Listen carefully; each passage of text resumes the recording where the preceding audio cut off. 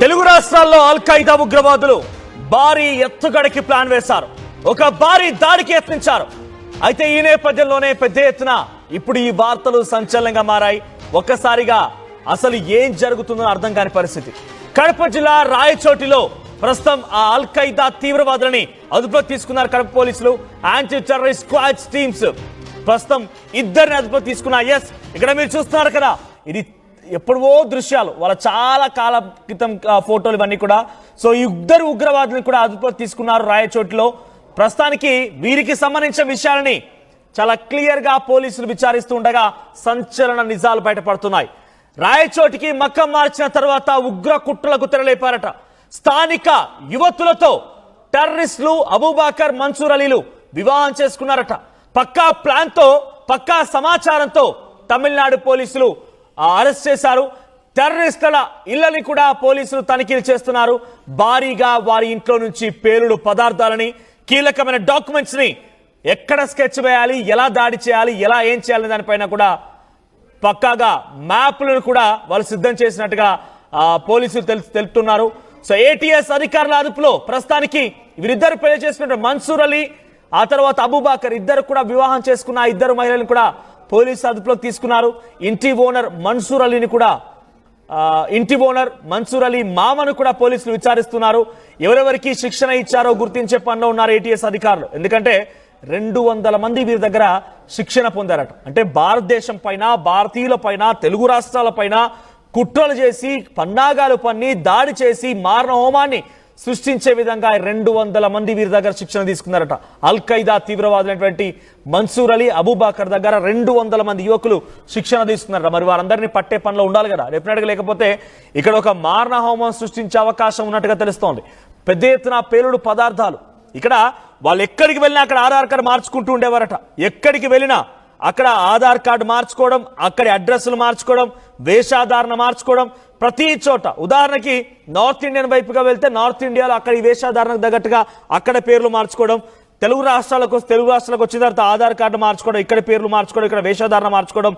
ఎక్కడికి వెళ్తే అక్కడ ఆధార్ కార్డు ఒకటి రెడీగా ఉంటుంది, అక్కడ ఒక బ్యాంక్ ఖాతా రెడీగా ఉంటుంది, అక్కడ ఎక్కడ ఉండాలి, ఎలా ఉండాలి, ప్రతిదీ కూడా రెడీగా ఉంటుంది. ఒక బకెట్ బాంబుని, పేలుడు పదార్థాలని ప్రస్తుతం వారి నివాసాల నుంచి స్వాధీనపరుచుకున్నారు.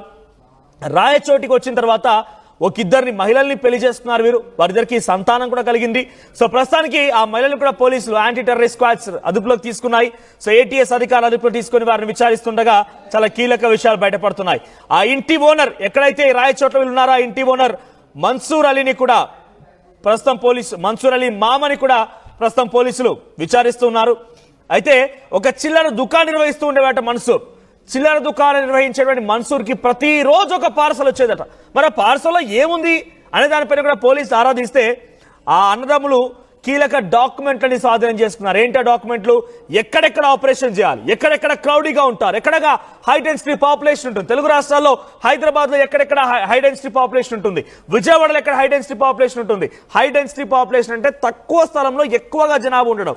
ఆ తక్కువ స్థలంలో ఒక మారణ హోమం సృష్టించబడితే ఎక్కువగా మారణ హోమం సృష్టించి అక్కడ మరణాలు సంభవించే అవకాశం ఉంది. కాబట్టి అలాంటి ప్లేసెస్ సంబంధించి కీలకమైన డాక్యుమెంట్స్ రెగ్యులర్ గా వీళ్ళకి కొరియర్ రూపంలో వస్తుండేవట. మరి ఆ కొరియర్ లో ఇచ్చేది ఎవరు, ఆ కొరియర్ ని ఎవరు పంపిస్తూ ఉన్నారు, ఇలా అనేక కోణాల్లో కూడా పోలీసులు విచారిస్తున్నారు. ఏదేమైనా కూడా తెలుగు రాష్ట్రాల్లో ఒక భారీ దాడిని, భారీ బాంబు పేలుడునే భగ్నం చేశారు పోలీసులు చెప్పుకోవచ్చు. ఎందుకంటే బికాస్ వాళ్ళ దగ్గర చాలా పెద్ద ఎత్తున పేలుడు పదార్థాలు ఉన్నాయి కాబట్టి.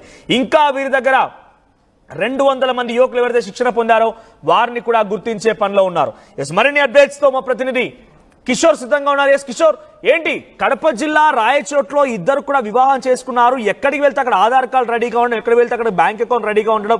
ఏంటి నిజంగా ఒక చిల్లర ఉగ్రవాదులే అంత స్థాయి ఉండకపోవచ్చు, సహకరించి ఉండొచ్చు, ద్రోహులుగానే భావించినటువంటి ఆ సమయం నుంచి ఒక్కసారిగా పోలీసుల విచారణలో వీళ్ళ దగ్గర పేలుడు పదార్థం ఉండడం ఏంటి, మ్యాప్లు ఉండడం ఏంటి, ఎక్కడెక్కడ కుట్రలు పడినారు అంతా కూడా, ఎక్కడెక్కడ దాడులు చేయాలని ఒక ఆలోచనతో బయటకు వెళ్ళారంతా కూడా.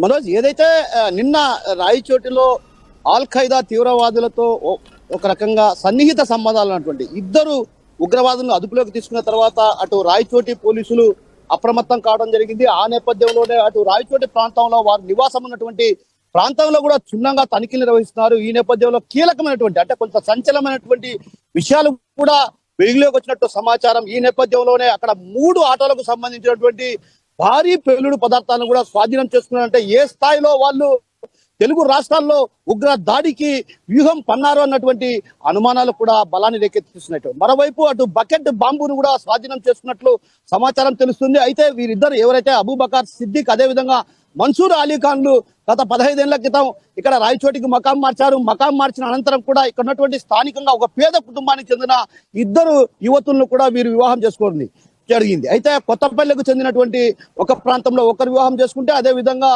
గాలివీడి ప్రాంతంలో సంబంధించినటువంటి అరవీడు ప్రాంతంలో కూడా వీళ్ళిద్దరూ వివాహం చేసుకున్నట్టు తెలుస్తుంది. వీరు రహస్యంగా దాదాపు 200 మంది యువకులకు కూడా శిక్షణ ఇచ్చారు. ఈ నేపథ్యంలో 30 మంది కూడా ఇప్పటికే శిక్షణ పూర్తి చేసుకున్నట్టు తెలుస్తుంది. ఆ పూర్తి చేసుకున్నటువంటి వారి ద్వారా ఉగ్ర దాడికి సిద్ధమైనట్టు తెలుస్తుంది. తెలుగు రాష్ట్రాల్లో ఒక రకంగా ఉగ్ర దాడికి తెరలేపారు. అయితే ఎక్కడి నుంచి ఉగ్ర దాడికి కుట్ర పన్నారనేటువంటి విషయం పైన కూడా అటు ప్రతి నిత్యం కూడా రోజు కూడా తనకు కొరియర్ లో వచ్చేటివి ఏదైతే చిల్లర దుకాణం వ్యాపారం చేసేటువంటి అంటే ఒక రకంగా కురుకురేలు అదే విధంగా బీడీలు సిగరెట్లు అమ్ముకునేటువంటి వ్యక్తికి రోజు కొరియర్ వస్తుందంటే ఏ స్థాయిలో ఉగ్రవాదులతో సన్నిహిత సంబంధం అంటే ఆల్ ఖైదా తీవ్రవాదులతో సన్నిహిత సంబంధాలు ఉన్నాయో అర్థం చేసుకోవచ్చు. ఆ క్రమంలోనే ఒక్కసారిగా అటు రాయచోటి పోలీసులు కూడా అటు పూర్తిగా అప్రమత్తం కావడం జరిగింది. ఇప్పటికే జిల్లా ఎస్పీ కూడా పలు ఆదేశాలు జారీ చేశారు.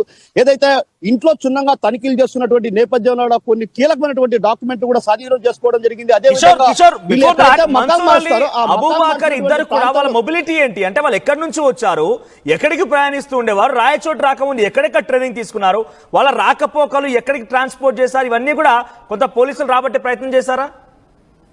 మనోజ్, ఎందుకంటే ఖచ్చితంగా ఏదైతే వీళ్ళు 15 సంవత్సరాల క్రితం ఇక్కడికి వచ్చిన తర్వాత కూడా వీరి కదలికల పైన ఇంటెలిజెన్సీ వ్యవస్థ పూర్తిగా ఏపీ ఇంటెలిజెన్స్ వ్యవస్థ పూర్తిగా నిఘా వైఫల్యం చెందిందని చెప్పాలి. అయితే ఇందులో ప్రధానంగా ఎఫ్బి అధికారులు ఎవరైతే ఉన్నారో వాళ్ళు కీలకంగా కొంత వ్యవహరించారు. ఏదైతే సన్నిహిత సంబంధాలు ఉగ్రవాదులతో కదలికల పైన నిఘా ఉంచిన నేపథ్యంలో కూడా వారు ఒక్కసారిగా కూడా అప్రమత్తమై వీరితో సన్నిహితంగా అంటే ఎవరైతే ఆల్ ఖైదా తీవ్రవాదులతో సన్నిహిత సంబంధాలు అన్నటువంటి వీరిద్దరితో కూడా కొందరు అంటే ఎఫ్డి అధికారులు ఏటీఎస్ అధికారులు కూడా కొంత వీరిద్దరితో సన్నిహితంగా మెలిగినట్టు సమాచారం. ఏదైతే వీరు సన్నిహితంగా వ్యవహరించడం నేపథ్యంలోనే వీరి కదలికల పైన పూర్తిగా నిఘా ఉంచి ఆ తర్వాత వీరిని అరెస్ట్ చేసినట్టు తెలుస్తుంది. అయితే ఇందుకు సంబంధించి ప్రధానంగా కొంత కీలక సమాచారం కూడా సేకరించారు. ఏదైతే ఎక్కడ ఉగ్రవాదులు దాడి చేయాలి, అదే విధంగా జన సమూహం ఉన్నటువంటి ప్రాంతంలో దాడి చేయాలని ఓ రకంగా కీలకమైనటువంటి ఆదేశాలు కూడా వచ్చాయి. ఆ నేపథ్యంలోనే ఒక రకంగా కొరియర్ కూడా వస్తుండేటివి. ఈ కొరియర్ ను తీసుకునే ఆ తర్వాత అన్ని కూడా అంటే రోజు నిత్యం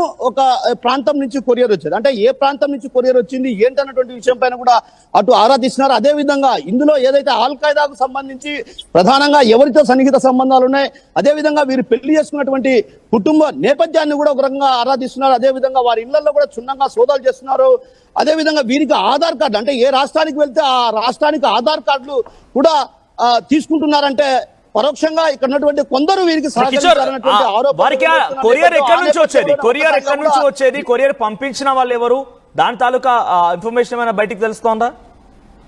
ఖచ్చితంగా మనోజ్, అవన్నీ పూర్తి విషయాలు మరి కాసేపట్లో జిల్లా ఎస్పీ విద్యాసాగర్ నాయుడు అదే విధంగా డిఐజీ కూడా మరి కాసేపట్లో సమావేశంలో అటు పూర్తి వివరాలు వెల్లడించే అవకాశాలు ఉన్నాయి. ఎందుకంటే కొంత గోప్యంగా ఉంచాల్సినటువంటి అవసరం ఉంది. అదే విధంగా ఏదైతే జిల్లా అంటే అన్నమయ్య జిల్లాతో పాటు కడప జిల్లాలో కొన్ని ప్రాంతాల్లో కూడా వీరి కదలికలు ఉన్నాయన్నటువంటి అనుమానాలు కూడా భారీగా వినిపిస్తున్నాయి.